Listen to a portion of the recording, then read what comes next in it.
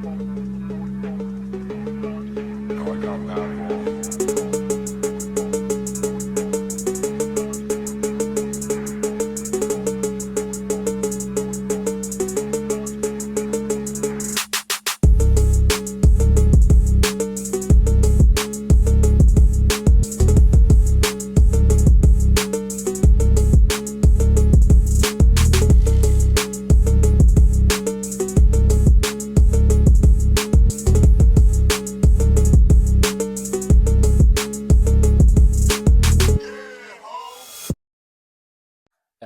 Now, this is my friend Mason, and this is his Gen 6 Toyota Celica GT. Now, Mason, what have you done to this car? It's not so much a question of what I've done to it, it's more of a question of what I haven't done to it. The Gen 6 Toyota Celica was produced from 1994 to 1999. It came with 3 engine variants such as a 1.8, a 2 litre and a 2 litre turbo. The 2 litre used in Mason's Celica GT came with roughly 170 horsepower from factory.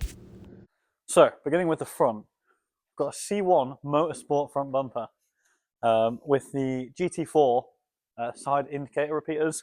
Now, this bumper is not for the faint of heart because it is a pain in the arse to fit. Now, moving round to the side of the car, I can already see lots of things here which didn't come as standard. So how about you start us off? Well, the most obvious thing you're probably looking at to begin with is the wheels. Let's be honest, white on black. Perfect, I love it. Yep, I fully agree. Compared to the ones that you originally had on this car, which were... Those were disgusting. They were shocking, to say the least. We'll put a picture in yeah, right there because, no.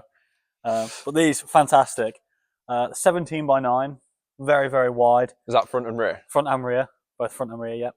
I've got Toyo Proxys Sports on them, which are proving to be a bit of a nightmare in the winter. Yes, on the drive over here, we were both skidding around. Yes, crabbing all over the place. However, they're absolutely fantastic tyres.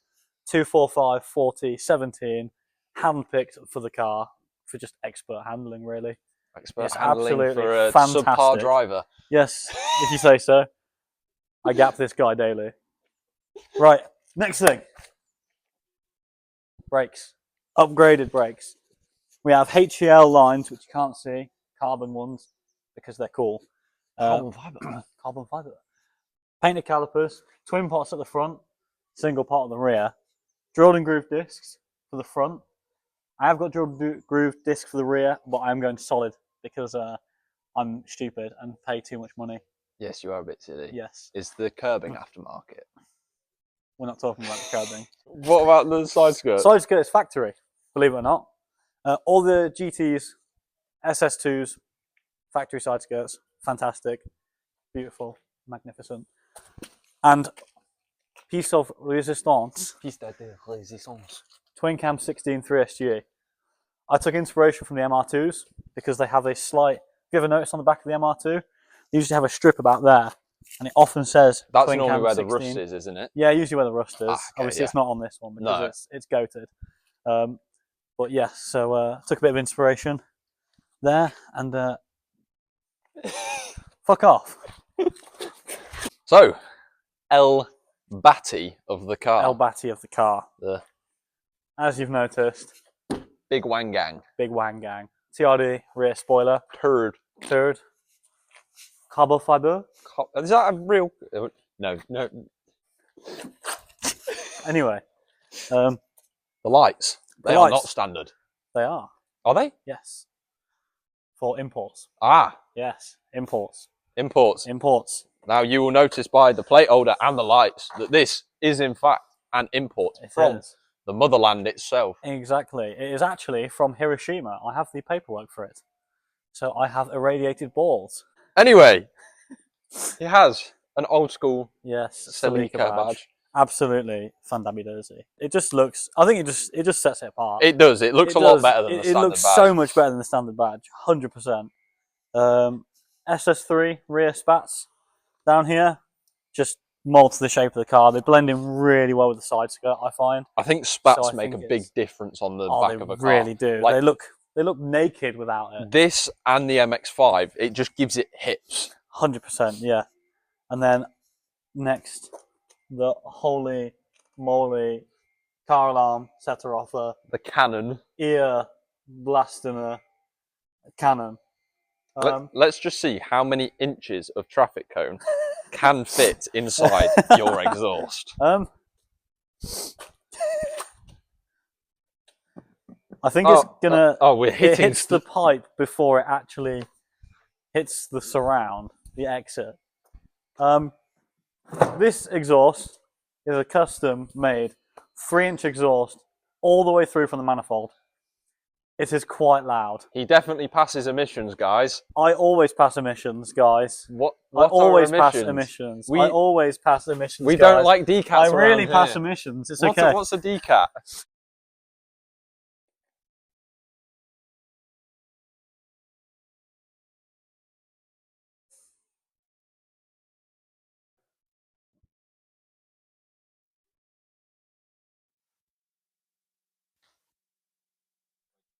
Now, onto the interior. I love this interior. It's classic, it's Japanese, and it's driver focused. You notice everything around the dash is faced towards the driver. One of my favourite parts, though, is this. This is my original Toyota 5-inch televised display. Isn't that fantastic? Strut brace. Fantastic. This is the factory Toyota strut brace with both the end caps to match it. Changes the whole rear of the car. So much more planted. Believe it or not, before I installed this car used to oversteer on me. Absolutely insane.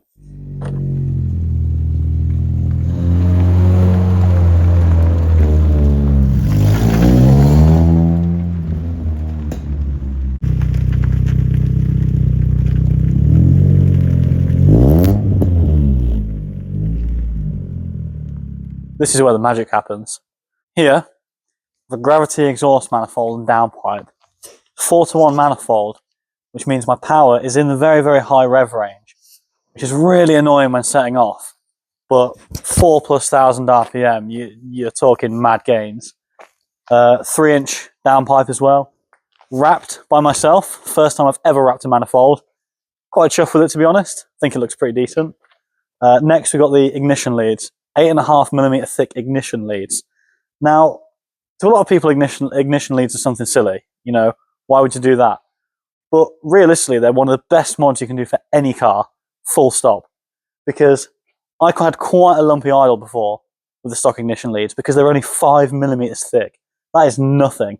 8.5mm, brought it smooth, dead straight, and at high revs, again, optimal spark. That's what you want. Next, strut brace. Factory strut brace. I've painted it gold because I think it suits the car.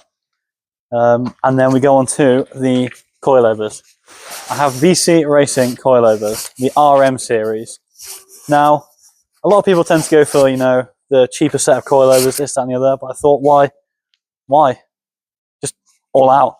The adjuster is on the bottom, which is obviously why a lot of people will get confused when I open the bonnet, because they go, where's your adjuster? They're cheap. I'm like, no, actually, quite the contrary.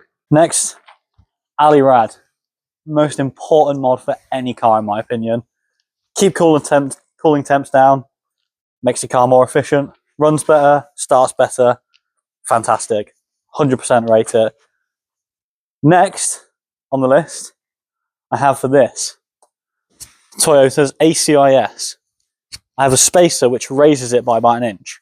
What the ACIS does is it shortens the runner length in the intake manifold, so above 4,500 RPM, it dumps loads of air into the engine at once. If I can increase the size of the plenum on top, it means that I can dump a lot more air in, which smoothens out my torque curve, gives me decent power all the way through the rev range. Next, you may be wondering about this mess. I'm not an idiot. I do not put cone filters on my car to heat soak the engine. This was designed in a specific way to handle heat management and power delivery. HKS panel filter, best mod, stock airbox, very important.